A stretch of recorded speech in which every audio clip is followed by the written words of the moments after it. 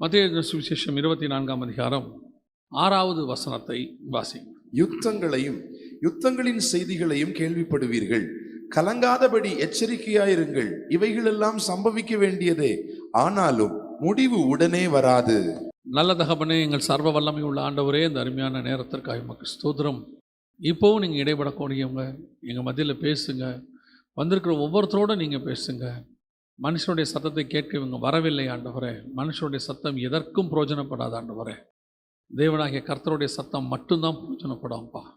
நீர் மாத்திரம் மகிமைப்படுங்க. கிருபையுள்ள கரத்தில் எங்களை தாழ்த்துகிறோம் எங்கள் ஆண்டவர் இயேசுவின் நாமத்தில் பிதாவே. அல்லேலூயா.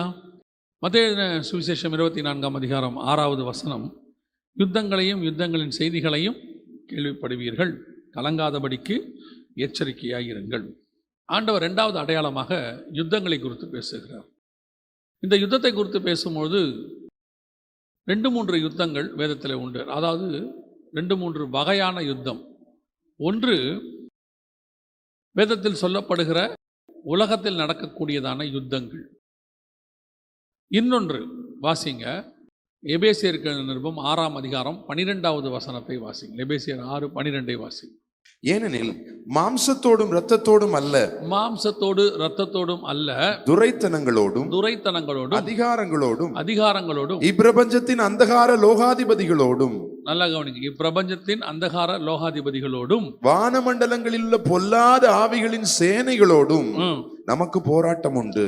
எபேசியர் 6:12 இன்னொரு யுத்தத்தை குறித்து அவர் சொல்லுகிறார். இன்னொரு போராட்டம் எங்களுக்கு இருக்கிறது என்று சொல்லி அவர் சொல்லும்பொழுது அந்த இடத்துல மிக முக்கியமாக ஒரு விஷயத்தை சொல்லுகிறார். என்ன அப்படின்னு கேட்டிங்கன்னா, மாம்சத்தோடு இரத்தத்தோடு மாத்திரம் அல்ல அப்படி சொல்லாமல் மாம்சத்தோடு இரத்தத்தோடும் அல்ல அப்படிங்கிறார். அந்த வசனம் பாருங்க, மாம்சத்தோடும் இரத்தத்தோடும் அல்ல, துரைத்தனங்களோடும் அதிகாரங்களோடும் இப்பிரபஞ்சத்தின் அந்தகார லோகாதிபதிகளோடும். அப்போ ஒரு ஆவிக்குரிய யுத்தம், 2 வகையான யுத்தம் இருக்கு. ஆனால் இப்பொழுது இங்கே என்ன சொல்லப்பட்டிருக்கிறது என்றால், இந்த மாம்சத்தோடு இரத்தத்தோடும் அல்ல, துரைத்தனங்களோடும் அதிகாரங்களோடும் அப்படின்ற துரைத்தனங்களோடு அதிகாரங்களோடு கூட நமக்கு ஒரு யுத்தம் இருக்கிறது. எந்த துரைத்தனத்தோடு கூட அதிகாரங்களோடு கூட என்று சொன்னால், இந்த பூமியில் இருக்கக்கூடியதான துரைத்தனங்கள் அதிகாரங்கள், அதாவது இந்த பூமியில் இருக்கக்கூடிய அரசாட்சிகள், அதுக்கு அவர்களுக்கு கொடுக்கப்பட்டிருக்கிற அதிகாரங்கள், இவைகளோடு கூட நமக்கு ஒரு யுத்தம் இருக்கிறது. ஆனால் இந்த யுத்தம் எப்படிப்பட்டதான யுத்தமாக இருக்குது அப்படின்னு கொஞ்சம் யோசித்து பார்த்தீங்கன்னா, அவர்கள் அதிகாரத்திலிருந்து போராடுகிறார்கள், நாம் அவர்களுக்கு எதிராக ஆவியிலிருந்து போராடுகிறோம். ஆனால் நம்முடைய போராட்டம் அவர்களை போல அல்ல. இப்போ நான் சொல்கிறது ஒருவேளை உங்களுக்கு புரியலன்னா, நான் இப்போ ஒரு உதாரணத்தோடு சொல்கிறேன், நல்லா கவனிங்க. ஒரு ஆவிக்குரிய போராட்டம் ஆபிரகாம் காலத்திலிருந்து நமக்கு நடக்கிறது. ஆபிரகாமை கர்த்தர் அழைத்து ஒரு தேவனுடைய திட்டத்தை நிறைவேற்றும்படி ஆதியாகமம் 11 அழைக்கிறார். ஆதியாகமம் 11 அழைத்து கூட்டிகிட்டு வர்றார். அதே காலகட்டத்தில் அதே ஆதியாகமம் 11 பிசாசினுடைய ராஜ்யம் உலகம் முழுக்க சிதறி போகிறது. ஆண்டவர் எல்லாரையும் சிதறி போக பண்ணினார் பாபிலோனிலிருந்து. ஒரு பக்கம் பிசாசின் ராஜ்யம் உலகம் எங்கும் போகிறது, ஒரு பக்கம் ஆபிரகாமை அதே பாபிலோனிலிருந்து, ஏன்னா அப்போஸ்தலர் நடபடிகள் 7ஆம் அதிகாரம் 2-3 வசனம் சொல்லுது, மெசபொத்தமியா தேசத்திலிருந்து அழைத்து கொண்டு வந்தார். அதே பாபிலோன் அங்கிருந்து ஆபிரகாமை அழைத்து கொண்டு தேவன் வருகிறார். இப்போ இவங்க 2 பேருக்குமான யுத்தம் தான் இருக்கிறது. இந்த 2 பேருக்குமான யுத்தத்தில் பிசாசு இப்பிரபஞ்சத்தின் அதிபதிகள், இங்கே வசனம் சொல்லுது பாருங்களேன், துரைத்தனங்களோடும் அதிகாரங்களோடும் இப்பிரபஞ்சத்தின் அந்தகார லோகாதிபதி.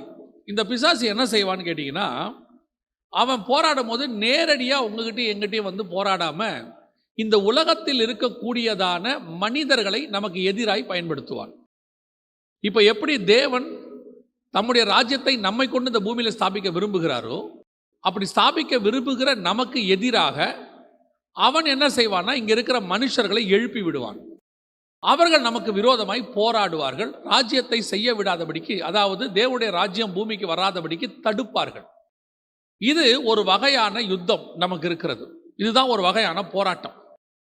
நீங்க பொதுவா யாரை எதிரியா பார்க்குறீங்க அப்படின்னு கேட்டீங்கன்னா, பிசாசு யாரை யூஸ் பண்றானோ அந்த யூஸ் பண்ற ஆளை நீங்க எதிரியா பார்க்குறீங்க. ஆனா உண்மையிலேயே அந்த யூஸ் பண்ற ஆள் நமக்கு எதிரி அல்ல, யூஸ் பண்ற பிசாசு தான் நமக்கு சத்ரு. இது நமக்கு தெரியணும். இப்போ ஒருத்தர் கத்தி எடுத்துட்டு சண்டை போட வரானா, அந்த கத்தியை எடுத்து பிடுங்கி போட்டுட்டோம்னா இவனை ஜெயிச்சிடலான்னு அர்த்தம் கிடையாது. அவன் வேற கத்தி எடுப்பான், இல்லை அவன் வேற ஈட்டி எடுப்பான், இல்லை கொஞ்சம் கல் எடுப்பான். இப்போ ஜெயிக்க வேண்டியது கத்தியை அல்ல, கத்தியை பிடிச்சிருக்கிற ஆளை ஜெயிக்கணும். அதே மாதிரி தான் பிசாசு சில ஆயுதங்களை, மனிதர்களை கையில் பிடிச்சிருக்கிறான். அந்த காலத்தில் ஆபிரகாமுக்கு விரோதமாக அபிமெலேக்கு வந்தான், ஈசாக்கு வந்தான், ஈசாக்குக்கு விரோதமாக வந்தான், அப்புறம் யாக்கோபுக்கு விரோதமாக லாபான் வந்தான், அப்புறம் இஸ்ரவேலருக்கு விரோதமாக எகிப்தியர்கள் வந்தாங்க, அப்புறம் அசீரியர்கள் வந்தாங்க, அப்புறம் பாபிலோனியர்கள் வந்தாங்க. இப்போ இப்பிரபஞ்சத்தின் அந்தகார லோகாதிபதி என்ன பண்றான்? துரைத்தனங்களையும் அதிகாரங்களையும் தன் கையில் எடுத்துக்கொள்றான். எடுத்துக்கொண்டு நமக்கு விரோதமாய் போராடுகிறான். நாமோ தேவனுடைய திட்டத்தை சுமக்கிறவர்களாய் இருக்கிறோம், தேவனுடைய சித்தத்தை பூமியில் செய்கிறவர்களாய் இருக்கிறோம். ஆனா நாம போராடக்கூடிய போராட்டம் என்னன்னா, அவன் எல்லா அதிகாரத்தையும் யூஸ் பண்ணி நம்ம கிட்ட செய்வான். நாம எந்த அதிகாரத்தையும் எதிர்க்க மாட்டோம். ஆனா நம்ம கிட்ட இருக்கிற ஒரே அதிகாரம் முழங்கால் என்கிறதால் அதிகாரம் இருக்கிறது. இந்த முழங்காலுக்கு கீழே அவைகளை முடக்க கர்த்தர் வல்லமை உள்ளவராய் இருக்கிறார். நாம போராடுற விதமே வேற, நம்ம போராட்ட முறை வேற, அவங்க போராடுற முறை வேற. இப்போ உலகத்துல ஒரு மார்க்கத்துக்கு விரோதமா ஒரு கட்சியோ ஒரு அதிகாரமோ ஒரு நாடோ எழும்புச்சுன்னா அந்த மார்க்கத்தார் எதிர்த்து யுத்தம் பண்ணி போராடி சண்டை போட்டு அல்லது கிளர்ச்சி பண்ணி தீவிரவாதம் பண்ணி ஏதோ ஒன்று செய்வாங்க. ஆனால் உங்களுக்கும் எனக்கும் அந்த முறையை கர்த்தர் சொல்லவில்லை. ஆண்டவர் நமக்கு கொடுத்துருக்கிற முறையே வேற. அடித்தாலும் உதைச்சாலும் கொன்னாலும் எரிச்சாலும் நாம் உள்ளுக்குள்ளிருந்து முழங்கால் போட்டு யுத்தம் பண்ணுகிறவர்கள். அதனால தான் நம்ம ஆட்கள் அழகாக ஒரு பேர் வச்சாங்க, முழங்கால் யுத்தம் என்று பேர் வச்சாங்க. பரிசுத்தவான்கள் அப்படி ஒரு பேரை வச்சாங்க பாருங்க. ஏன் அப்படின்னு கேட்டீங்கன்னா, இந்த அந்தகார லோகாதிபதிகள் என்ன செய்யறாங்கன்னா, துரைத்தனங்களையும் அதிகாரங்களையும் நமக்கு எதிராக கொண்டு வந்து யுத்தம் பண்ணுகிறார்கள். இந்த யுத்தத்தை எதிர்க்கிற நீங்களும் நானும் எப்பொழுதும் இந்த யுத்தத்தை எதிர்ப்பதற்கு என்ன செய்ய வேண்டும்? நாம இந்த உலகத்தின் அதிகாரத்தையும் உலகத்தின் துரைத்தனங்களையும் நாம் எடுக்க வேண்டிய அவசியம் இல்லை. ஏன் இல்லைன்னா, நம்ம கிட்ட இருக்கிற அதிகாரம் அதை விட மேலான அதிகாரம் நம் கையில் இருக்கிறது. எல்லா துரைத்தனங்களையும் ஜெயிக்கிற அதிகாரம் நம் கையில் இருக்கிறது. அது ஸ்பிரிச்சுவல் அதிகாரம். நான் திருப்பி சொல்லுகிறேன், நீங்கள் எவ்வளவு அதிகாரத்திலிருந்து போராடினாலும் இந்த யுத்தத்தில் ஜெயிக்க முடியாது. நீங்க இந்த பூமியின் அதிகாரத்தையும் துரைத்தனத்தையும் கையில வச்சுக்கிட்டாலும் உங்களால் ஜெயிக்க முடியாது. ஏன்னா இந்த பூமிக்குரிய அதிகாரம் எல்லாமே இந்த பூமிக்குரியது, ஆனால் நமக்கு வானத்துக்குரியது. நம்ம கிட்ட இருக்கிற அதிகாரம் வேற. இப்ப பாருங்க, இயேசு கிட்ட ஒரு அதிகாரம் வருது, அவர் எப்படி அதை யூஸ் பண்றாருன்னு பாருங்களேன். யோவான் எழுதின சுவிசேஷம் 13ஆம் அதிகாரம் 3 வசனங்களை வாசி. தம்முடைய கையில் பிதா எல்லாவற்றையும் ஒப்பு கொடுத்தார் என்பதையும் தாம் தேவனிடத்திலிருந்து வந்ததையும் தேவனிடத்திற்கு போகிறதையும் இயேசு அறிந்து. இப்ப இயேசு கிட்ட எல்லா அதிகாரமும் இருக்கு, பிதா எல்லாத்தையும் கொடுத்துட்டார். இப்ப இயேசு என்ன பண்றாருன்னு மட்டும் பாருங்க. இயேசு அடுத்து போஜனத்தை விட்டு எழுந்து வஸ்திரங்களை கழற்றி வைத்து ஒரு சீலையை எடுத்து அறையிலே கட்டி கொண்டு பின்பு பாத்திரத்தில் தண்ணீர் வார்த்து சீஷருடைய கால்களை கழுவவும். என்னங்க அதிகாரம் வந்த உடனே என்ன பண்ணுவான்? எல்லாரும் நம்ம காலை கழுவணும்னு சொல்லுவான். நம்ம கிட்ட அதிகாரம் வந்த உடனே நம்ம நட மாறிடும், நம்ம பார்வை மாறிடும், பார்வையில ஒரு பெருமை வந்துடும். இல்ல ஒரு ஊழியத்துக்கு நீங்க பொறுப்பாளரா மாறிட்டீங்க, உங்க நம்பி ஆண்டவர் ஊழியம் கொடுத்தாரு. எதற்காக ஊழியம் கொடுக்கப்பட்டது? அதிகாரம் பண்ணுவதற்கு அல்ல. அந்த அதிகாரத்தை எப்படி யூஸ் பண்ணணும் நமக்கு தெரியணும். இப்ப இயேசு அடுத்த அதிகாரத்தை பிடிக்கிறாங்க, வராங்க ரோமர்கள் வந்து பிடிக்கிறாங்க, அடிக்கிறாங்க. இப்ப இயேசு அதிகாரத்தை பயன்படுத்தினாரா? தலையில முள்கிரீட வச்சு துப்புறாங்க, அதிகாரத்தை பயன்படுத்தினாரா? சிலுவையை தூக்க சொல்றாங்க, அதிகாரத்தை என்ன பண்ணாரு? இப்ப அடுத்து கொண்டு போய் சிலுவையில் அறையிறாங்க. இவ்வளவும் எப்ப தெரியுமா நடந்துச்சு? பிதா தன் கையில் எல்லாவற்றையும் ஒப்பு கொடுத்தார் என்பதை இயேசு அறிந்து. இப்ப என் கையில எல்லாமே இருக்குதுப்பா. அப்பனா அதிகாரம் கையில் வருவது என்பது ஒரு சோதனை. இப்போ உன் கையில எல்லாம் இருக்கு, நீங்க நினைச்சா அந்த ஆளை கொல்ல முடியும், வானத்துல இருந்து அக்கினி இறக்க முடியும், 50 பேரை பட்சிக்க முடியும். ஆனா செய்யக்கூடாது, அடி வாங்கணும். இதுதான் அதிகாரம். இயேசு செஞ்சதை சொல்றேன். நீங்கள் என்ன மாம்சத்தின்படி போராடினாலும், எங்கே போய் குரல் கொடுத்தாலும், உங்கள் கையில் இருக்கிற மேலான அதிகாரத்துக்கு பாரி இருக்கிற மாதிரி அதிகாரம் வேற எதுக்குமே வராது. இப்ப அவர் சொல்றாரு, எங்களுடைய போராட்டம் மாம்சத்தோடு ரத்தத்தோடும் அல்ல, துரைத்தனங்களோடும் அதிகாரங்களோடும். அதை யூஸ் பண்ணுகிற அந்தகாரத்தின் லோகாதிபதிகளோடு கூட எங்களுக்கு சண்டை இருக்குது. இப்ப நம்ம சண்டை அந்த சண்டை தான். நாம எப்பவுமே இந்த உலகத்தின் அதிகாரத்தை கையில வாங்கணும்னு நினைக்க கூடாது. வாங்கினாலும் ஒரு பிரயோஜனம் இல்லை. இப்போ எஸ்தர் ராஜகுமாரத்தி, எல்லாரும் அதை தான் சொல்லுவாங்க. பாருங்க, எஸ்தர் ராஜகுமாரத்தியா இருந்துச்சுனால யூதர்களுக்காக பேச முடிஞ்சிச்சு. எஸ்தர் ராஜகுமாரத்தி, அதனால ராஜா கிட்ட நேரா போக முடிஞ்சிச்சா? இல்ல. எஸ்தர் ராஜகுமாரத்தி ஆனாலும் 3 நாள் உபவாசம் போட வேண்டி இருந்துச்சு. எஸ்தருக்காக யாரோ உபவாசமும் போட வேண்டி இருந்துச்சு. மொர்தெக்காய் உபவாசம் போட வேண்டி இருந்துச்சு. ஆனா இந்த அம்மா போய் நேரா ராஜான்னு போய் முற்றத்துல நிக்குது. அதுவும் சொல்லிட்டு போகுது, நான் கேட்காம போறேன், என்னை கொன்னாலும் கொன்னுடுவாங்க, செத்தாலும் சாகுறேன். இப்ப போய் நிக்குது. நின்ன உடனே வசனம் சொல்லுது, ராஜாவின் கண்களில் எஸ்தருக்கு தயவு கிடைத்தது. அந்த தயவை கிடைக்க பண்ணினவர் யார்? அந்த தயவை கிடைக்க பண்ணினவர் யார்? அதிகாரம் கிடைக்க பண்ணல, ராஜ வஸ்திரம் கிடைக்க பண்ணல. அவனே கேட்கிறான், முற்றத்தில் நிக்கிறது யாருன்னு கேட்கிறான். அப்படியானால் கவனித்துக் கொள்ளுங்கள், நம்ம எதிர்த்து போராடக்கூடியதான இந்த துரைத்தனங்கள், அதிகாரங்கள், அதை யூஸ் பண்ணக்கூடிய பிரபஞ்சத்தின் லோகாதிபதி, அவனோடு கூட போராட வேண்டியதுதான் நம்முடைய அவசியம். அதுதான் ஆண்டவர் நமக்கு வச்சிருக்கிறதான மிக முக்கியமான யுத்தம். இந்த பிசாசு எப்படி மனுஷனை யூஸ் பண்ணுவான்றதுக்கு பைபிள்ல ஒரு நல்ல உதாரணம் இருக்குது. வாசிங்க, தானியேல் தீர்க்கதரிசன புஸ்தகம் 10ஆம் அதிகாரம் 13வது வசனத்தை வாசிங்க. பெர்சியா ராஜ்யத்தின் அதிபதி 21 நாள் மட்டும் என்னோடு எதிர்த்து நின்றான். யார் சொல்றது இந்த வார்த்தையை? தூதன் சொல்றான். பெர்சியா தேசத்து அதிபதி 21 நாள் மட்டும் என்னோடு கூட எதிர்த்து நின்றான். எப்படி ஒரு உலக பிரகாரமான அதிபதி வானத்திலிருந்து வரக்கூடியதான தூதனை எதிர்த்து நிற்பான்? வசன தெளிவு அங்க இருக்கு பாருங்க. பெர்சியா தேசத்தின் அதிபதி 21 நாள் மட்டும் என்னோடு எதிர்த்து நின்றான். சரி, இப்ப நிக்கிறான். முதல்ல இவன் எப்படி நின்னான்? எப்படி முடியும்? ஒரு மனுஷனால வானத்திலிருந்து வர தூதனை எதிர்த்து நிக்க முடியுமா? சரி, 2வது தொடர்ந்து வாசிங்க. ஆனாலும் பிரதான அதிபதிகளில் ஒருவனாகிய மிகாவேல் எனக்கு உதவியாக வந்தான். அப்படின்னா இவன் என்ன சொல்றான்? எனக்கு ஹெல்ப் பண்றதுக்கு யார் வந்தது? மிகாவேல் வந்தான். ஏன் அப்புறம் இந்த தூதனால பெர்சியா தேசத்து அதிபதியோட சண்டை போட முடியல? ஏன் இவன் கூட அவன் சண்டை போட முடியாம இவனுக்கு உதவி செய்யறதுக்கு மிகாவேல் வராரு, மைக்கேல் வராரு? அப்படின்னா இங்க என்ன நடக்குது? இருக்கிறவன் யாரு? பெர்சியா தேசத்து அதிபதி. ஆனால் அந்த அதிகாரம், அந்த துரைத்தனத்தில் அவன் உட்கார்ந்து இருக்கிறான். அவனை யூஸ் பண்றது யார் தெரியுமா? அந்தகாரத்தின் லோகாதிபதி, பிரபஞ்சத்தின் அந்தகார லோகாதிபதி பிசாசு அவனுக்குள்ள இருக்கிறான்.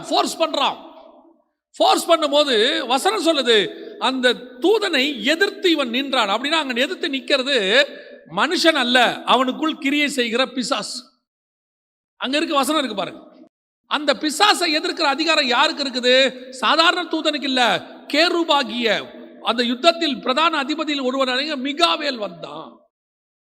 அப்ப இந்த உலகத்தின் அதிகாரங்களுக்குள்ளே யார் இருந்து கிரியை செய்கிறதுன்னு பாத்தீங்கன்னா பிசாசு இருந்து கிரியை செய்கிறது. அதனால்தான் அவர் சொல்றாரு, எங்களுடைய போராட்டம் ரத்தத்தோடு மாம்சத்தோடும் அல்ல, அதிகாரங்களோடு கூட, துரைத்தனங்களோடு, அதோடு கூட கிரியை செய்கிற பிரபஞ்சத்தின் லோகாதிபதியோடு. இந்த யுத்தம் தான் இப்ப நடந்துட்டு இருக்கு. இதை நீங்க புரிஞ்சுக்கணும். இந்த யுத்தம் உங்களுக்கு வீட்டில் இருக்கும், இந்த யுத்தம் உங்களுக்கு நாட்டில் இருக்கும், இது எல்லாமே இருக்கும். வீட்டுக்குள்ள உங்களுக்கு எதிராக பேசுறவங்கல்ல, உங்களுடைய ஆவியை தூண்டுறாங்களா? உங்க ஊழியத்துக்கு விரோதமா இருக்கிறாங்களா? அல்லது உங்களை ஆவிக்குரிய வாழ்க்கையில வளர விடாதபடிக்கு தடையா இருக்கிறாங்களா? நீங்கள் எதிர்த்து நிற்கிறது அந்த மனுஷனை அல்ல, அவனுக்குள் கிரியை செய்கிற ஆவியை. இது உங்களுக்கு தெரியணும். இப்ப சில நேரத்தில் கணவன் ரட்சிக்கப்படல, மனைவி ரட்சிக்கப்படல, அவங்க உங்களுக்கு எதிராக இருக்கிறாங்க ஆவிக்குரிய வாழ்க்கையில. இப்ப நிறைய பேர் என்ன முடிவு எடுக்கிறாங்க? இவங்க வேண்டாம், இவங்களை விட்டுட்டு போயிடுவோம். இப்ப நீங்க முடிவெடுக்கிறது யார் வேண்டாம் எடுக்கிறீங்க தெரியுமா? அவர்களை வேண்டாம் என்று அந்த மாம்சத்தோடு நீங்க முடிவெடுக்கிறீர்கள், அந்த ரத்தத்தோடு முடிவெடுக்கிறீர்கள். இந்த மனைவியோ கணவனோ ஒரே மாம்சம் உடையவர்கள். இந்த மாம்சத்தோடு ரத்தத்தோடு உனக்கு யுத்தம் இல்லை. ஏன் இல்லை? அது பிரச்சனை இல்லை. அதுக்குள்ள ஒன்னு அதிகாரத்துக்குள்ள உட்கார்ந்துகிட்டு உனக்கு கிரியை செய்யுது, அதோட தான் உனக்கு பிரச்சனை இருக்குது. இப்ப அவ வேண்டாம் இல்ல, உள்ள இருக்கிற பிசாசு வெளியே போகணும். அதான் முக்கியம். நம்ம போராட்டம் அங்கதான் இருக்கு. இப்ப என்ன பண்ணணும்? உனக்கு எதிராக, உன் ஊழியத்துக்கு எதிராக அவங்க போராடுறாங்க, ஆவிக்குரிய வாழ்க்கைக்கு எதிராக போராடுறாங்க. உலகத்துல இருந்து நீ ஊழியம் பண்ணக்கூடாதுன்னு எதிர்க்கிற கூட்டம் வேற, இது கூட இருந்துகிட்டே உனக்கு எதிராக செயல்படுற கூட்டம். உன் ஆவியை அப்படியே நொறுக்கிக்கிட்டு இருப்பாங்க. உன்னை ஊழியத்தை நீ வெளியே போய் சக்சஸ் பண்ணிட்டு வருவ, வீட்டுக்குள்ள உன்னால் நிம்மதியா இருக்க முடியாது. ஊழியத்துல பெரிய சக்சஸ் ஆண்டவர் வெளியே கொடுத்திருப்பாரு, வீட்டுக்குள்ள வந்தா அத்தனை சந்தோஷத்தையும் போட்டு உடைக்கிற மாதிரி ஒண்ணு இருக்கும். இப்ப பிரச்சனை யாரு? அதுவா? இல்ல, அதுக்குள்ள இருக்கிறது. அந்தக்குள்ள உட்காந்து கிரியை செய்து. இப்ப நம்ம போராட்டம் அதோட தான் இருக்கு, அதை விரட்டுறதுல தான் இருக்கு. சில நேரங்களில் கர்த்தர் அதுக்குள்ள இருக்கிறதோடு கூட போராடும்படி நம்ம வச்சிருப்பார். சில நேரங்கள் நாம ஆண்டவர் அதை அனுமதி கொடுத்திருப்பார், நம்ம போராட வேண்டி இருக்கும். இது என்ன செய்யும்? இங்க இருக்கிற துரைத்தனம், இங்க இருக்கிற அதிகாரம், இங்க இருக்கிற மாம்சம், இதோடு கூட நம்ம வந்து சந்திக்கும். அப்ப நாம அது வழியில போராடக்கூடாது. சில நேரங்களில் பார்த்தீங்கன்னு சொன்னா நம்ம மாம்சத்தில் தானே இருக்கிறோம். நமக்கு எதிராக இப்படிப்பட்ட காரியங்கள் நடக்கும்போது நமக்கு ஒரு அளவுக்கு பிரேக்கிங் பாயிண்ட்னு சொல்லுவாங்க, அதுவும் ஒரு அளவுக்கு தானே இருக்கும். கணவன் ரட்சிக்கப்பட்டிருப்போம், இல்லை மனைவி ரட்சிக்கப்பட்டிருக்கோம். ஒரு லெவல் வரைக்கும் மனைவி கணவன் திட்டத்தை கேட்டுக்கிட்டே இருக்கும், ஒரு இடத்துல பஸ்ட் ஆகும்ல. அப்போ உனக்கு புரிய வேண்டியது ஒன்று, இந்த போராட்டம் எனக்கு மாம்சத்தோடு ரத்தத்தோடும் அல்ல. இங்க வந்திருக்கிற பிரச்சனை மாம்சத்தோடு ரத்தத்தோடு அல்ல. எனக்கு வந்திருக்கிற பிரச்சனை எனக்கு மேல இருக்கிற அந்தகாரத்தின் லோகாதிபதி. அவன் இந்த மாம்சத்தை யூஸ் பண்றான், அவன் இந்த ரத்தத்தை யூஸ் பண்றான். இந்த யுத்தத்தை நான் ஜெயிக்க வேண்டி இருக்கிறது.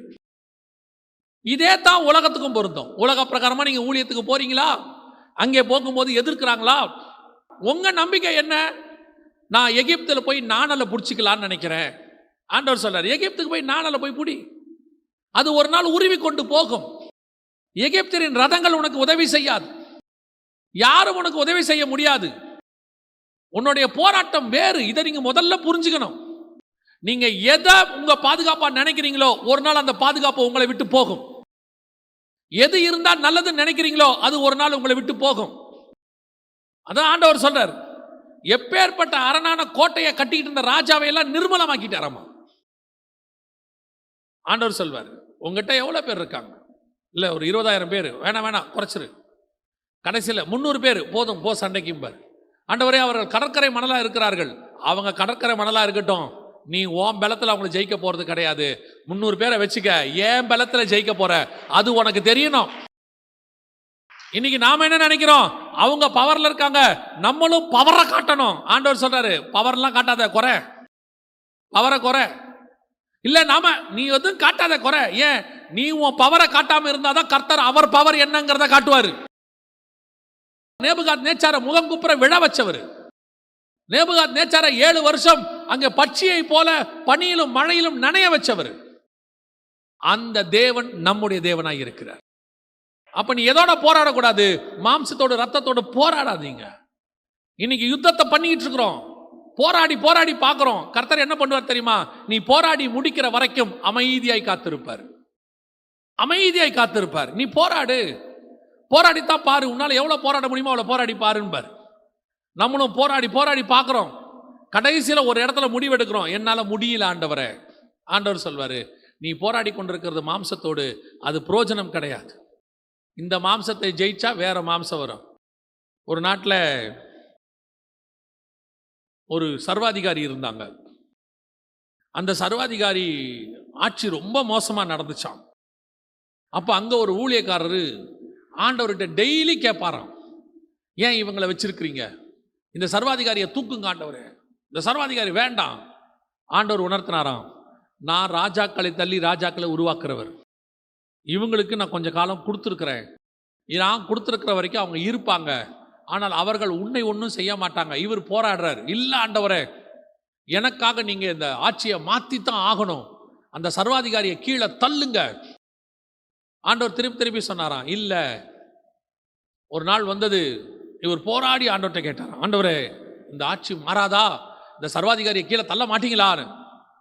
உடனே ஆண்டவர், சரி இவர்கள் ஆட்சி முடிகிற காலம் வந்திருக்குது, முடிய போது நீ கேட்டது எவ்வளோ தப்புன்னு பாரு, நீ ஃபீல் பண்ணுவேன்னு சொல்லி அவங்க ஆட்சி முடிஞ்சிச்சு.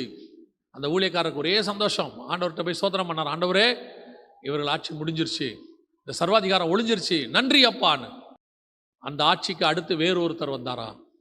அவன் அவர்களை பார்க்கிலும் கொடுமை வாய்ந்தவனா இருந்தானா. அப்போ போய் இவர் கேட்டார் ஆண்டவர்கிட்ட, ஆண்டவரே, இவங்க இவ்வளோ மோசமா இருக்கிறாங்களே. பதில் இல்லை ஆண்டவர்கிட்ட. ஒரு நாள் ஆண்டவர்கிட்ட ரொம்ப கதறி கேட்டாராம், ஆண்டவரே, இதுக்கு அவங்க எவ்வளவோ பெட்டர் ஆண்டவரே, அந்த ஆட்சி எவ்வளோ பரவாயில்ல. ஆண்டவர் சொன்னாராம், இதைத்தான் நான் உங்ககிட்ட சொன்னேன், நான் உனக்கு எப்பவுமே நன்மை தான் செய்வேன்.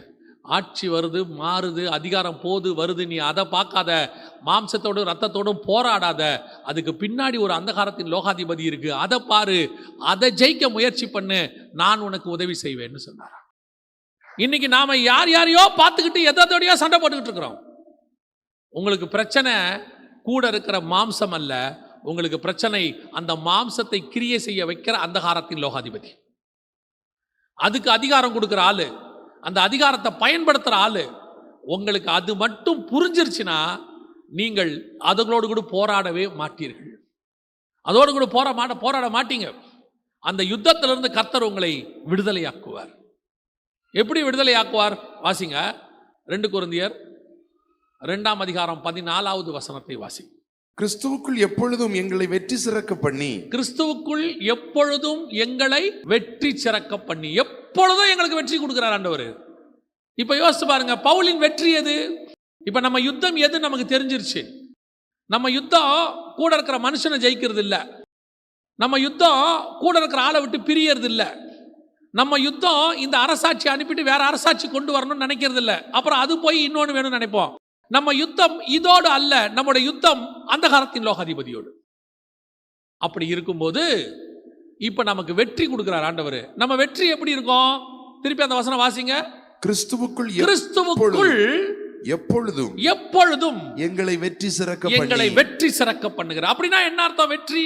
வெற்றி சிறக்க பண்ணுகிறனா என்ன? பவுலுக்கு எது வெற்றி? நான் இந்த இடத்துக்கு போனேன், என்ன அந்த பட்டணத்தில் அடிச்சு கீழே தள்ளி என்னை செத்தவன் நினைச்சு விட்டுட்டாங்க, அந்த பட்டணத்தில் என்னை கர்த்தர் வெற்றி சிறக்க பண்ணார். என்ன பவுல் சொல்ற? உன்னை அடிச்சாங்கன்னு சொல்ற, கீழே தள்ளுறாங்கன்னு சொல்ற, செத்தவன் போல விட்டுட்டாங்கன்ற அந்த அடி அடிச்சிருக்கிறாங்க. எப்படி பவுல் அதுல நீ வெற்றி சிறக்க பண்ணுகிறேன்னு சொல்ற? அவங்க அவ்வளவு பண்ணியும் அந்த பட்டணத்துக்குள் நான் போய் பிரசங்கம் பண்ணேன், அங்கே அநேகரை கர்த்தர் எனக்கு கொடுத்தார், அது என்னை தடுக்க முடியவில்லை. நான் எதுக்கு போனேன் தெரியுமா? இந்த அதிகாரத்தை ஜெயிக்க போல, அந்த அதிகாரத்துக்குள்ள இருக்கிற ஆத்துமாக்களை கொள்ளையிட போனேன். நான் போன காரியம் எனக்கு சக்சஸ் இல்ல, அடிச்சாங்க உதைச்சாங்க அது எனக்கு. ஆனா நான் எதுக்கு அனுப்பப்பட்டேன்? அங்க இருக்கிற ஆத்துமாவை ஆதாயம் பண்ணுவதற்கு. அந்த வேலை நடந்து விட்டது. அதனாலதான் நான் போகிற எல்லா இடங்களிலும் என்னை வெற்றி சிறக்கவே பண்ணுகிறார். காரணம், நான் போகிற மோட்டிவை கர்த்தர் எனக்கு சக்சஸ் பண்ணிக்கிட்டே இருக்கிறார். அவன் தடுப்பான், உதப்பான், திட்டுவான், நிறுத்துவான், என்ன வேணாலும் செய்வான், ஆனால் போகிற இடத்தில் ஆத்தும அறுவடை நடக்கும். என்னை வெற்றி சிறக்க பண்ணுகிற ஒருத்தர் இருக்கிறார். அவன் எதுக்கு என்னை தடுக்கிறான்? அவன் எதுக்கு என் கூட போராடுறான்? எதுக்கு நான் சுவிசேஷம் சொல்லக்கூடாதுன்னு சொல்றான்? எதுக்கு சர்ச்சை இடிக்க வரான்? அவங்க ஒரு நோக்கம், இங்க இருக்கிற ஆத்மா ரட்சிக்கப்பட்ட கூடாதுன்னு அந்தகாரத்தின் லோகாதிபதி அங்க இருக்கிற அதிகாரத்துக்காரன்கிட்ட சொல்லி உனக்கு விரோதமா போராடுது. இப்போ உன்னுடைய வெற்றி எது தெரியுமா? அவன் அனுப்புறானே அதிகாரம், அதை ஜெயிக்கிறது இல்ல. உன் வெற்றி எது தெரியுமா? அவன் எதுக்கு அனுப்புனா? அங்க இருக்கிற ஆத்மா ரட்சிக்கப்படக்கூடாதுன்னு அதை ரட்சிப்புக்குள்ள நடத்திட்ட பாரு, அதுதான் வெற்றி. அவன் அவ்வளவு தடுத்து நான் அங்க ஊழியம் பண்ணிட்டேன், அவ்வளவு தடுத்து நான் சக்சஸ் ஆயிட்டேன். அவன் எவ்வளவோ ஃபோர்ஸ் பண்ணா, ஆனாலும் என் ஊழியத்தை அவனால தடுக்கவே முடியல. எனக்கு ரொம்ப பிடிச்ச ஒரு வசனம், இந்த வசனத்தை நீங்க வாசிச்சு பாருங்க. ஆவியானவர் எப்படி கொடுத்திருக்கிறார்னு பாருங்களேன். வாசிங்க, வெளிப்படுத்தின விசேஷம் 15ஆம் அதிகாரம் 2வது வசனத்தை வாசி. அந்தியும் அக்கினி கலந்த கண்ணாடி கடல் போன்ற ஒரு கடலையும் மிருகத்திற்கும், அதாவது அந்தி கிறிஸ்துவுக்கு, மிருகத்திற்கும், அதன் சொரூபத்திற்கும், அவன் வைக்கிற சிலைக்கும், அதன் முத்திரைக்கும், அவன் போட போற முத்திரைக்கும், அதன் நாமத்தின் இலக்கத்திற்கும், அதாவது 666க்கும் உள்ளாகாமல் ஜெயம் கொண்டவர்கள் தேவ சுரமண்டலங்களை பிடித்துக் கொண்டு அந்த கண்ணாடி கடலருகே நிற்கிறதையும் கண்டேன். கவனிங்க, ஆக்சுவலா என்ன நடந்திருக்கு தெரியுமா? இவங்க முத்திரை போட மாட்டேன்னு சொல்லியிருக்காங்க. இவங்க அவனுடைய சட்டங்களை ஏற்றுக்கொள்ள மாட்டேன்னு சொல்லியிருக்கிறாங்க. அந்தி கிறிஸ்துவை எதிர்த்து இருக்கிறாங்க. அதனால இவங்க ரத்த சாட்சியா மரிச்சிட்டாங்க. இவங்களை அவன் கொன்னுட்டான். அந்த காலத்தில் உபத்திரவ காலத்தில் இவங்க மரிச்சிட்டாங்க. ஆனால் வசனம் என்ன சொல்லுது? அன்றியும் அக்கினி கலந்த கண்ணாடி கடல் போன்ற ஒரு கடலை கண்டேன். மிருகத்திற்கும் அதன் சொரூபத்திற்கும் அதன் முத்திரைக்கும் அதன் நாமத்தின் லக்கத்திற்கும் உள்ளாகாமல் ஜெயம் கொண்டவர்கள். என்னது? ஜெயம் கொண்டவர்கள். இவன் செத்துட்டா, ஆனா பைபிள் சொல்லுது ஜெயிச்சிட்டவன் சொல்லுது. உலகத்தை பொறுத்த வரைக்கும் ஒரு சண்டையில ஒருத்தன் செத்துட்டானா அவன் தோத்துட்டான். 2 பேர் சண்டை போட்டுக்கிட்டு இருக்கிறாங்க. அந்த சண்டையில ஒருத்தன் செத்துட்டானா பைபிள் சொல்லுது அவன் தோத்துட்டான். உயிரோட இருக்கிறவன் தான் ஜெயிச்சான். பாக்ஸிங் நடக்குது, அப்படியே அடிக்கிறாங்க, நாக் அவுட் ஆயிட்டான். ஒருத்தன் கீழே மல்லாக்கா விழுந்து முடிஞ்சாச்சு, 10 எண்ணியாச்சு. இப்ப கீழே விழுந்து கிடக்கிறவனுக்கு பேரு தோத்தவன், நிக்கிறவனுக்கு பேரு ஜெயிச்சவன். ஆனா பைபிள் படி என்னை ஒருத்தன் அடிக்க வந்தான், அவன் என்னை அடிச்சா, கிறிஸ்துவின் நிமித்தம் நான் அடி வாங்கினேன், நான் செத்துட்டேன், அதனால நான் ஜெயிச்சிட்டேன். உயிரோடு இருக்கிறவன் தோத்துட்டான். இதுதான் உலகத்தின் நீதிக்கும் பரலோகத்தின் நீதிக்கும் டிஃபரன்ஸ். எவ்வளவு அழகா இருக்கு பாருங்க வசனம். இப்ப நீங்க என்ன நினைக்கிறீங்கன்னா, அவன் வரட்டும், அவன் கூட எதிர்த்து நின்று நானும் அதிகாரத்தை வாங்கி நானும் துரைத்தனத்தை வாங்கி அவனை ஜெயிப்பேன்றீங்க. அப்படின்னா நீங்கள் கிறிஸ்துவுக்குள்ளாக தோக்குறீர்கள் என்ற அர்த்தம். புரியுதா?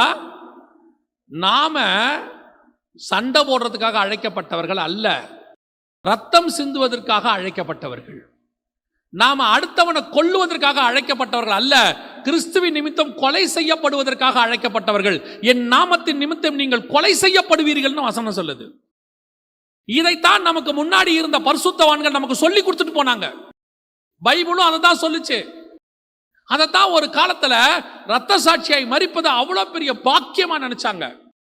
இன்னைக்கு கடைசி காலத்துல இவங்களுக்கு ரத்த சாட்சியா மரிக்கிறதுனால பயம். மணிப்பூர்ல போய் பாருங்க, கேம்புக்கு போயிருந்தோம். கிறிஸ்துவின் நிமித்தம் பாடு அனுபவிச்சு ஓடி வந்து கேம்புக்குள்ள இருக்கான். ஆனா போன உடனே சிரிச்சுக்கிட்டே பிரைஸ் தி லார்ட்னாங்க. எனக்கு நினைச்சேன், எப்படி இந்த நேரத்தில் இவங்களால சிரிக்க முடியுது? அது உள்ள ஆராதனை. மொத்தமா அவங்களுக்கு என்ன சாப்பாடு தெரியுமா? அவரை நல்லா வடிச்சு வச்ச அரிசி, பருப்பு, இவ்வளவுதான் மொத்தமே கொடுக்குறாங்க. இருக்கு, அவ்வளவுதான் இருக்கு, இல்ல வேற. ஏன்னா ஒரு கேம்ப்லயும் 150 பேர் 200 பேர், கிட்டத்தட்ட 52 கேம்ப் இருக்குது. குழந்தைங்கள்ல இருந்து பெரியவங்க வரைக்கும் ஒரே கேம்ப்ல இருக்காங்க. அத்தனை பேருக்கும் சாப்பாடு எப்படி கொடுக்க முடியும்? எல்லாராலையும் எல்லா நாளும். அரசாங்கமும் எவ்வளவுதான் செய்யும்? ஒரு தட்டு முழுக்க சாப்பாடு, ஒரு பருப்பு பிசைஞ்சு சாப்பிட்றான். ஆனா முடிச்சிட்டு கிறிஸ்துவுக்காக கையில உயர்த்தி அவன் ஆராதிக்கிறான்.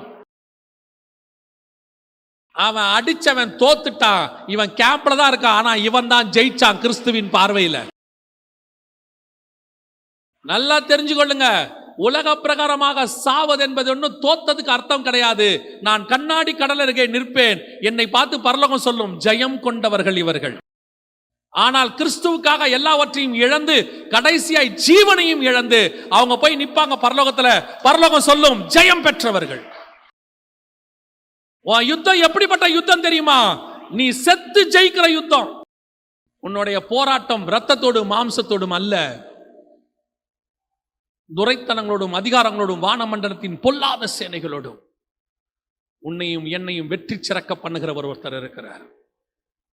ஏன் பவுல் தோத்துட்டானா? இப்ப ஊர் ஃபுல்லா அடி வாங்கின பவுல் தோத்துட்டான். எல்லாவற்றையும் நஷ்டமும் குப்பையும் என்று வித்தவன் தோத்தவன். இயேசு கிறிஸ்து இரவல் கடலில் செத்து போனாரு, அதனால தோத்துட்டாரா? அவர் மரணத்தை ஜெயமாய் விழுங்கினார்னு வசனம் சொல்லுது. எப்போ? அவர் செத்ததனால. கவனிச்சு கொள்ளுங்க, உங்களை நியாயம் தீர்க்கிற ஒருத்தர் உட்காந்துக்கிட்டு இருக்கிறார். இவங்க பண்றதுக்கெல்லாம் நீங்க நியாய தீர்ப்பை பத்தி யோசிக்காதீங்க. நாம இந்த அதிகாரத்தையும் துரைத்தனத்தையும் வாங்கிறதுக்கு பேரு ஞானம் இல்லை. நம்முடைய போராட்டம் இதுவோடும் அல்ல. நம்முடைய போராட்டம் அந்தகாரத்தின் லோகாதிபதிகளோடு கூட, வானமண்டலத்தின் பொல்லாத சேனைகளோடு கூட. இப்போ கோலியாத்து தாவீதோட சண்டை போட போனா, கோலியாத்து சொல்லிட்டு போறாரு, நான் தாவீது கிட்ட சண்டை போட போறேன் அப்படின்னு சொன்னா, கோலியாத்து கூட இருக்கிறவங்களாம் என்ன சொல்லுவான்? கோலியாத்து கூட இருக்கிறவங்க என்ன சொல்லுவான்? ஏன்பா உன் சைஸுக்கும் வெயிட்டுக்கும் ஹைட்டுக்கும் சின்ன பையன்கிட்ட போய் சண்டை போட்டுக்கிட்டு இருக்கிற சொல்லுவானா மாட்டானா? நீ யார்கிட்ட சண்டை போட போன தெரியுமாப்பா? சவுல்கிட்ட சண்டை போடு. நல்ல உயரமா இருக்கான், ராஜா. உனக்கு சண்டை போறதுக்கு ஒரு ஸ்டேட்டஸ் இருக்குப்பா. அதே தான் நான் உங்களுக்கு சொல்றேன். நீங்களும் நானும் ஆவிக்குரிய விதத்தில் கர்த்தரால் அபிஷேகம் பண்ணப்பட்டவர்கள். நமக்கு ஸ்டேட்டஸ் யாரு தெரியுமா? சண்டை போடுற ஸ்டேட்டஸ். இப்போ நீங்கள் மல்யுத்தத்துக்கு போய் பாருங்க. இவர் 60 கிலோனா அவரும் 60 கிலோ இருக்கணும், இவர் 75னா அவரும் 75 இருக்கணும். அதான் சரியான ஸ்டேட்டஸ். ஒரு 15 வயசு 10 வயசு பையனை கூட்டு வந்து நிற்க வச்சுட்டு அவன் ஐஸ்கிரீம் சாப்பிட்டுக்கிட்டு இருக்கிறான், சாக்லேட் சாப்பிட்டுக்கிட்டு இருக்கிறான். இவர் மல்யுத்தத்தில் போய் தொடையெல்லாம் தட்டிக்கிட்டு நின்னார்னா சுற்றி இருக்கிறவன் கேட்க மாட்டா, இந்த சின்ன பையன் கூட சண்டை போட வந்திருக்கிற வெக்கமா இல்லை உனக்கு? கேட்பானா? கேட்க மாட்டானா? அதே மாதிரி தான் ஆவிக்குரியவர்கள் போய் இந்த உலகத்தின் ராஜ்யங்களோடும் இந்த உலகத்தில் இருக்கக்கூடிய அதிகாரங்களோடும் துரைத்தனங்களோடும் யுத்தம் பண்ணீங்கன்னா பரலோகத்திலிருந்து கேட்கும், உனக்கு அவன் ஈக்குவலாடா? உனக்கு அவன் ஈக்குவலா? நீ யார் தெரியுமா? வானமண்டலத்தின் பொல்லாத சேனையோடும் துரைத்தனத்தோடும் அதிகாரத்துக்கு தாண்டி பிரபஞ்சத்தின் லோகாதிபதியோடு கூட சண்டை போட வேண்டிய ஆள் நீ. உன்னை பார்த்து பிசாசு பயப்படணும். நீ என்னன்னு பார்த்தா இங்க இருக்கிறவங்களை பார்த்து பயந்துட்டு இருக்கிற. அவங்க அடிப்பாங்க, அவன் அடிச்சானா நான் ஜெயிக்க ஆரம்பிக்கிறேன்னு அர்த்தம். அவன் கொல்லுவாங்க, ஜெயிச்சிட்டேன்னு அர்த்தம். யாருக்கு இந்த பயம் வரும் தெரியுமா? பரலோகத்துக்கு போகணுங்கிற எண்ணம் இல்லாதவனுக்கு தான் பயம் வரும். அவனுக்கு ஏன் பரலோகத்துக்கு போகணுங்கிற எண்ணம் வரல? அவனுக்கு பயம், ஐயோ செத்து போயிருவோமே. யோசித்து பாருங்க, பைபிள்ல உள்ளவங்களுக்கும் இப்ப உள்ளவங்களுக்கும் வித்தியாசத்தை பாருங்க. இவங்க ஏன் இத்தனை அதிகாரத்தையும் துரைத்தனத்தையும் வேணும் வேணும்னு விரும்புறாங்கன்னா, ஐயோ நான் செத்து போயிருவனே, நாளைக்கு பிரச்சனை வந்துருமே, போராட்டம் வந்துருமே. அவன் என்ன சொல்றான்? பவுலு, சீக்கிரம் சாவடிச்சிங்கன்னா போயிடுவேன்றான். அவன் அப்படித்தானே சொன்னான். நான் இருப்பது, தேகத்தில் இருப்பது உங்களுக்கு பிரயோஜனமாக இருக்கும், ஆனா விட்டீங்க நான் கிளம்பிடுவேங்கிறான். அவனுக்கு ஒன்று நியமிக்கப்பட்டிருக்கிறது, அதனால் அதை வாஞ்சியாய் தொடருகிறேன்னு அவன் ஒன்று பார்த்துட்டான். அதனால போகணும்னு ஆசை. இவங்களுக்கு கிடைக்காதுன்னு தெரியும். உங்களுக்கு எனக்கும் அதெல்லாம் இல்லை. கூப்பிட்டாரா ஆண்டவர், அடுத்த செகண்ட் புறப்பட்டு போயிட்டே இருக்கணும். எப்போ கூப்பிடுவீங்கன்னு தான் வெயிட் பண்ணிட்டே இருக்கணும். சத்தம் கெக்கால காதுல கேட்குதான்னு பார்த்துக்கிட்டே இருக்கணும். கூப்பிட்ட உடனே புறப்பட்டு ஓடிடணும். இப்பவும் சொல்றேன், நீங்கள் இவர்களோடு கூட போராடாதிருங்கள், இவர்களோடு கூட சண்டை போடாதிருங்கள். நமக்கு இது இல்லவே இல்லை.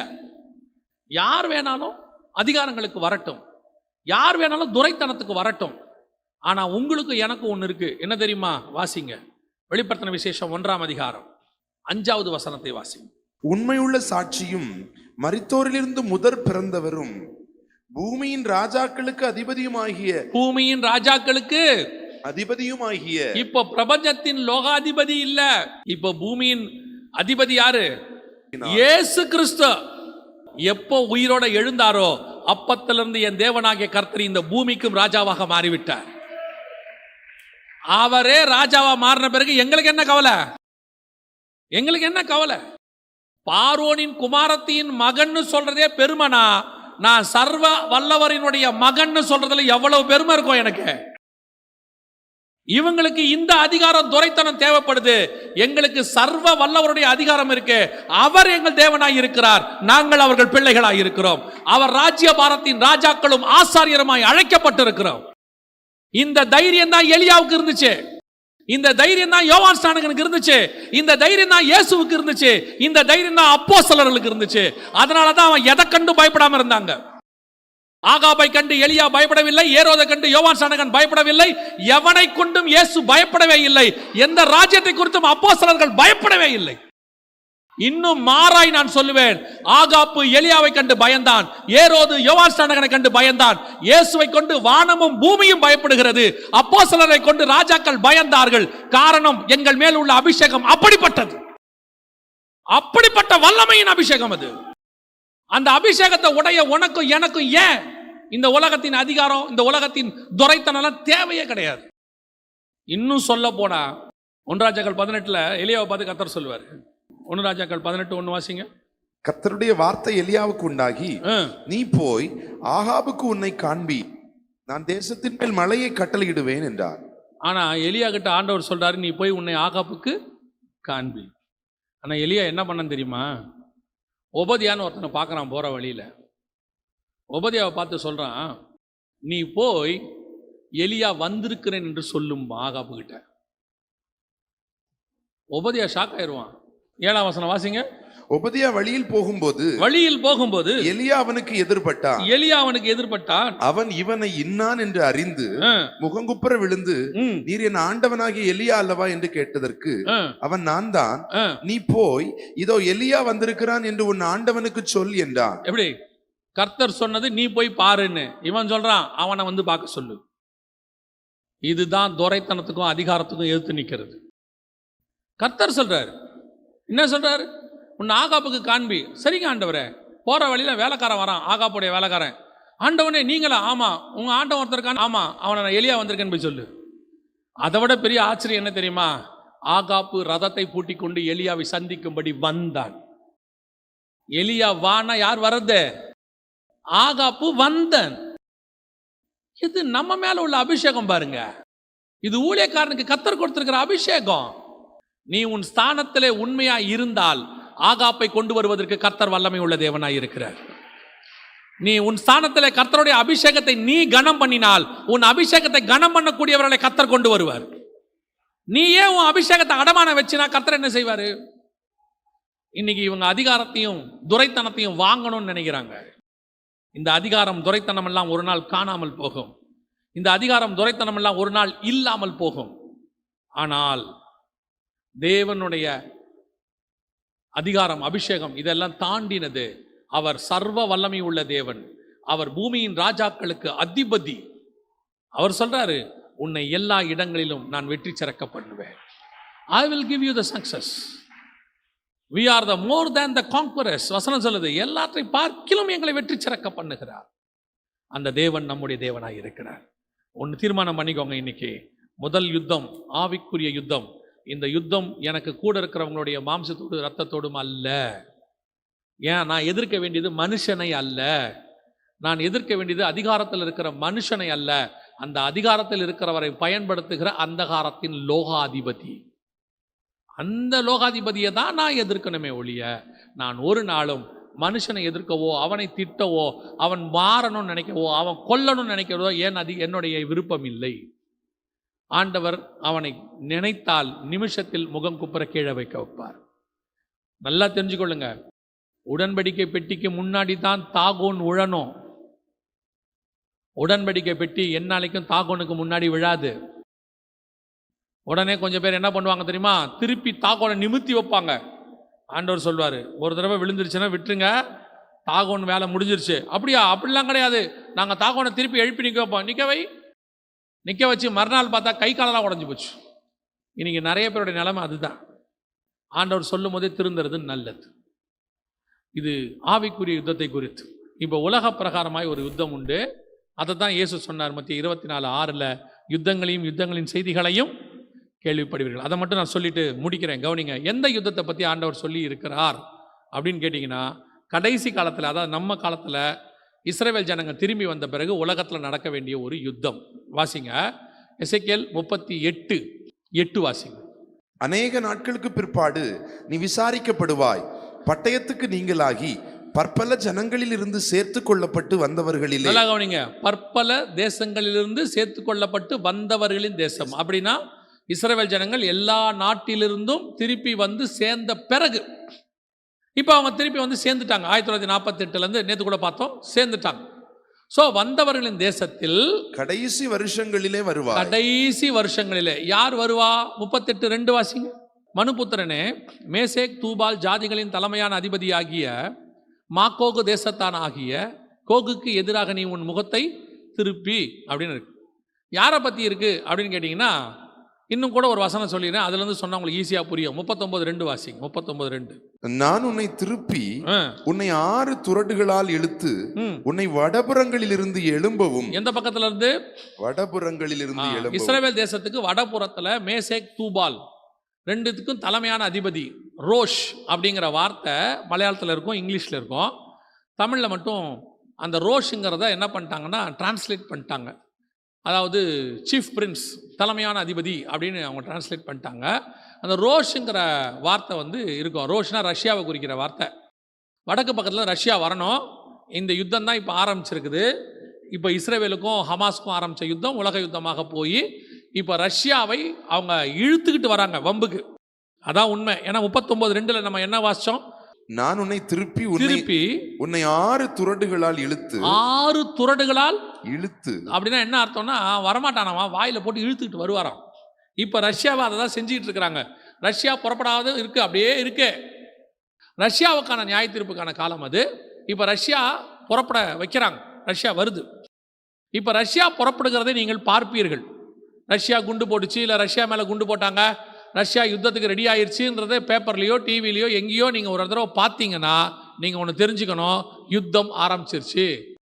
எசேக்கியேல் 38:39 சொல்லப்பட்ட கடைசி வருஷங்களில் ஆரம்பிக்க வேண்டிய யுத்தம். இந்த யுத்தத்தை தான் இயேசு சொன்னார். யுத்தங்களையும் யுத்தங்களின் செய்திகளையும் கேள்விப்படுவீர்கள். 38:16 வாசிங்க. 38:16. நீ தேசத்தை கார்மேகம் போல் மூட என் ஜனமாகிய இஸ்ரேலுக்கு விரோதமாக எழும்பி வருவாய். கடைசி நாட்களிலே இது சம்பவிக்கும். கடைசி நாட்களில் நடக்க வேண்டிய யுத்தம் இதுதான். இப்போ இந்த யுத்தம் ஆரம்பிக்கிற நிலைமைக்கு வந்துருச்சு.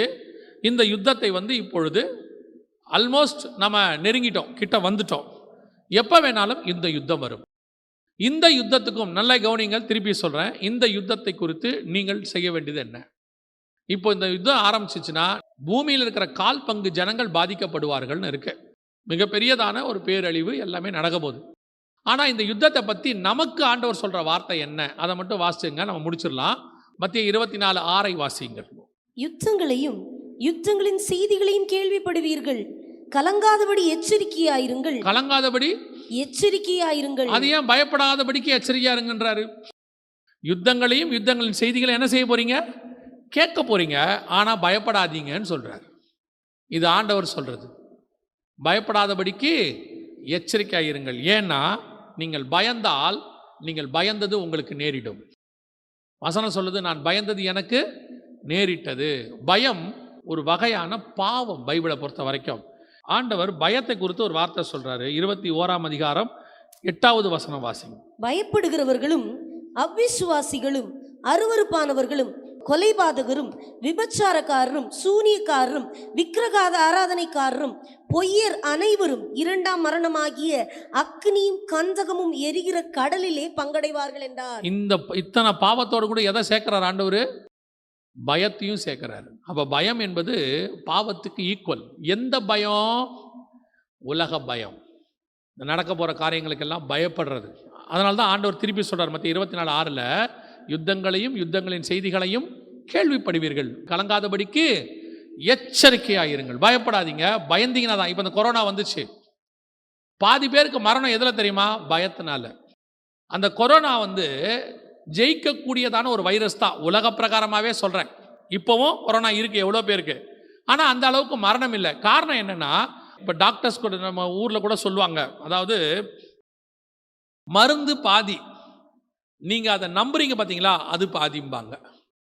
டாக்டர் மருந்து கொடுக்குறாரு, அது பாதி தான் சுகமாக்கும்.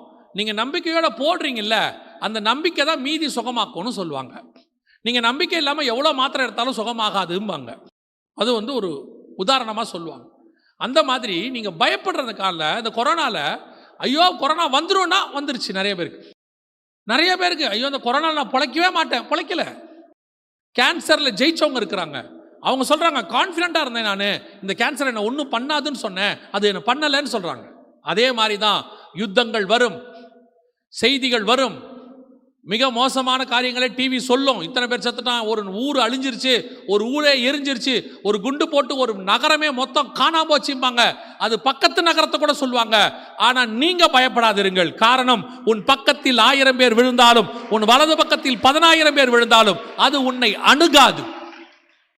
நீ பயப்படாம இருக்கணும். அதான் ரொம்ப முக்கியம். பயம்தான் பிசாசோடைய ஆயுதம். ஆதாம் பழம் சாப்பிட்ட உடனே வந்த பாவங்கள்ல ஃபர்ஸ்ட் பேட்ச் பாவத்தில் ஒரு பாவம் பயம். வசனம் சொல்லுது, ஆண்டவர் உலாவுகிற சத்தத்தை கேட்டு அவன் பயந்து விருட்சங்களுக்குள்ளே போய் ஒளிந்து கொண்டான். அங்க ஆரம்பிச்சது பயம், ஏதேன்ல. இப்போ இந்த மாதிரி யுத்தங்கள் உலகம் முழுக்க தொடங்கியாச்சு. இன்னும் அதிகம் போகும். இந்த எப்படி நீங்க கொரோனாவை கேட்டீங்க, அதை விட அதிகமாக கேட்பீங்க. ஒரு குண்டுல ஒரு சிட்டியே காணாம போச்சுன்னு சொல்லுவாங்க. இவ்வளவு நடக்கும். இவ்வளோ கேட்டாலும் உங்களுக்குள்ள ஒன்று இருக்கணும், கர்த்தருடைய நேரம் வராமல் என் ஜீவன் இந்த பூமியை விட்டு போகவே போகாது. அப்படி இந்த ஜீவன் போகுதுன்னா அது கர்த்தர் எனக்கு நியமிச்ச நாள்னு அர்த்தம். அவ்வளோதான். நாம் அது வரைக்கும் தைரியமாக கர்த்தருடைய வேலையை நாம் செய்ய போகிறோம். இனி நீங்கள் இருக்கிற காலம் முழுவதும் ஒன்று சுவிசேஷம் சொல்ல வேண்டியது அவசியம், இன்னொன்று ஆயத்தப்பட வேண்டியது அவசியம். இந்த ரெண்டை மட்டும் செய்யுங்க. வரும் யுத்தங்கள் உங்களையும் என்னையும் ஒன்றும் செய்யாது.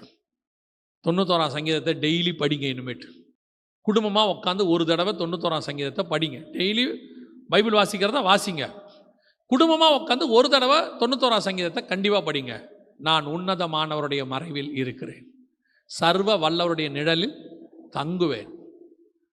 பகலில் பறக்கும் அம்பிற்கும் இருளில் நடமாடும் கொள்ளை நோக்கும் மத்தியானத்தில் உலாவும் சங்காரத்திற்கும் நான் பயப்பட மாட்டேன். இனி வருகிற காலங்களில் இந்த சங்கீதம் யூஸ் ஆகும். இவைகள் எல்லாவற்றுக்கும் மத்தியில் கர்த்தர் உங்களையும் என்னையும் பறந்து காக்கிற பட்சியை போல பாதுகாப்பார். செட்டைகளின் மறைவிலை வைத்து கர்த்தர் பாதுகாப்பார். அல்லேலூயா. நாம் ஜெபிக்க போகிறோம். எல்லாரும் முதல்ல சொன்ன பாயிண்ட்டை மறந்துடாதீங்க. நம்முடைய போராட்டம் மாம்சத்தோடு இரத்தத்தோடு அல்ல, அதிகாரங்களோடும் துரைத்தனங்களோடும் வானமண்டலத்தின் பொல்லாத சேனைகளோடும் அந்தகார லோகாதிபதிகளோடு கூட நாம் ஜெபிக்க போகிறோம். எந்திரிக்கலாமா நாம் எல்லோரும்? Thank you Lord.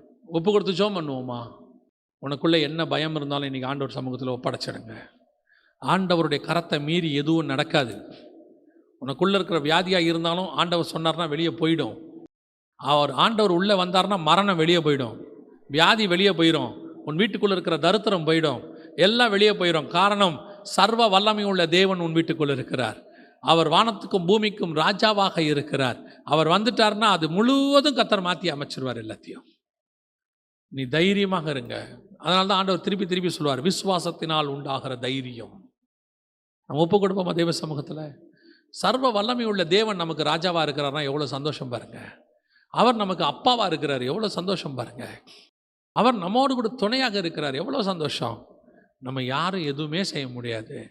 இஸ்ரவேலை காக்கிறவர் முன்னும் பின்னுமாக இருக்கிறார். நம்முடைய தூதர்களை அவர் தம்முடைய தூதர்களை நமக்கு அனுப்பி வைத்திருக்கிறார். தூதர்கள் எப்படிப்பட்டவங்க தெரியுமா? ஒருத்தன் 1000 பேரையும் 2 பேர் 10000 பேரையும் விட்டுவான். அப்படிப்பட்ட தூதர்களை கர்த்தர் நமக்கு தந்திருக்கிறார். எப்படிப்பட்ட பாடிகார்டு! இதையெல்லாம் தாண்டி பரிசுத்த ஆவியானவர் நமக்குள்ளே வாசம் பண்ணுகிறார். இவ்வளோ பாதுகாப்பு இருக்குது. உள்ளங்கையில் வரைஞ்சிருக்கிறாரு, கண்ணின் கருவிழிக்குள்ளே வச்சிருக்கிறாரு, வஸ்திர தொங்கலுக்குள்ளே மூடி இருக்கிறாரு, செட்டைகளின் மறைவில் வச்சிருக்கிறாரு. இதையெல்லாம் தாண்டியா எதுவும் நடக்க போது? ஒன்றும் நடக்காது. தேவன் நம்மோடு கூட இருக்கிறார். ஒப்பு கொடுப்போமா தேவ சமூகத்தில்? சர்வ வல்லமை உள்ள எங்கள் தகப்பனே, இந்த அருமையான நேரத்துக்காக உமக்கு ஸ்தோத்திரம். உடைய கிருபையுள்ள கரத்தில் எங்களை தாழ்த்துகிறோம். எங்களுக்காக யுத்தம் பண்ணுகிறவர் ஒரு இருக்கிறீர் ஆண்டவரே. உம்மாலே ஒரு சேனைக்குள் பாய்வேன், உம்மாலே ஒரு பெரிய மதிலை தாண்டுவேன் ஆண்டவரே. என்னால் தாண்ட முடியாத மதிலாக இருந்துச்சுன்னா அந்த எரிகோ கோட்டையை நீங்கள் இடித்து கொடுத்துருவீங்க ஆண்டவரே. என்னால் தாண்ட முடியாத ஆறாக இருந்துச்சுன்னா அந்த ஆற்றை பின்னிட்டு நிற்க பண்ணிடுவீங்க ஆண்டவரே. என்னால் கடக்க முடியாத கடலாக இருந்துச்சுன்னா அதை பிரித்து கொடுத்து என்னை நடக்க வச்சிருவீங்க ஆண்டவரே. என்னால் கடக்க முடியாத வனாந்திரமாக இருந்தா தகப்பன் தன் பிள்ளையை சுமப்பது போல சுமந்து கொண்டு வந்துருவீங்க ஆண்டவரே. எனக்காக நீங்க என்ன வேணாலும் செய்வீங்கப்பா. உம்முடைய ஒரே பேரான குமாரனையே தந்தவர் மற்ற எல்லாவற்றையும் அருளாதிருப்பது எப்படி? The Almighty God, the Almighty God, சர்வ வல்லமை உள்ள தேவன். அவர் சாவாமை உள்ளவர், அவர் ஆதியும் அந்தமும் ஆனவர். அப்படிப்பட்ட தேவன் எங்களோடு கூட இருக்கிறீங்கப்பா, நடத்துகிறீங்கப்பா, எங்களுக்கு முன்னாடி போறீங்கப்பா. நீங்க இருக்கும்போது எங்களுக்கு என்னப்பா கவலை? நீங்க இருக்கும்போது எங்களுக்கு ஏன்பா பயம்? நீங்க இருக்கும்போது எங்களுக்கு யார் எங்களை என்ன செய்ய முடியும்? கர்த்தர் எங்கள் பட்சத்தில் இருந்தால் எங்களுக்கு எதிராய் நிற்பவன் யார்? Praise you Jesus, praise you Jesus, thank you Lord. நன்றி ஆவியானவரே, நன்றி நன்றி நன்றி. அவர்கள் குதிரைகளை குறித்தும் ரதங்களை குறித்தும் மேன்மை பாராட்டட்டும். அவர்கள் பதவிகளை குறித்தும் பட்டங்களை குறித்தும் மேன்மை பாராட்டட்டும். அவர்கள் ஆஸ்திகளை குறித்தும் கட்டடங்களை குறித்தும் மேன்மை பாராட்டட்டும். நாங்களோ எங்கள் தேவனாகிய கர்த்தருடைய நாமத்தை குறித்து மேன்மை பாராட்டுவோம். Thank you Jesus, thank you Jesus, thank you lord. நன்றி ஆவியானவரே, நன்றிப்பா, நன்றிப்பா. இவங்க ஈட்டிகளையும் கேடகங்களையும் பரிசுகளையும் பிடித்துக்கொண்டு யுத்தத்துக்கு போகிறார்கள். நாங்களோ இவர்கள் மறந்துவிட்ட இஸ்ரவேலின் தேவனாகிய சேனைகளின் கர்த்தரின் நாமத்தை கொண்டு யுத்தத்துக்கு போகிறவர்கள். எங்கள் யுத்தம் கர்த்தருடைய யுத்தம், எங்களுடைய யுத்தம் கர்த்தருடைய யுத்தம். எங்கள் யுத்தம் மனுஷனோடு அல்ல, எங்கள் யுத்தம் கர்த்தரின் யுத்தம். நன்றி ஆவியானவரே, கோடான கோடி ஸ்தோத்திரம். கிருபையுள்ள கரத்தில் எங்களை தாழ்த்துகிறோம். மகிமையின் தேவன் நடத்துவீராக. இயேசு கிறிஸ்துவின் நாமத்தில் ஒப்பு கொடுத்து ஜெபிக்கிறோம் ஜீவனுள்ள நல்ல பிதாவே, ஆமென்.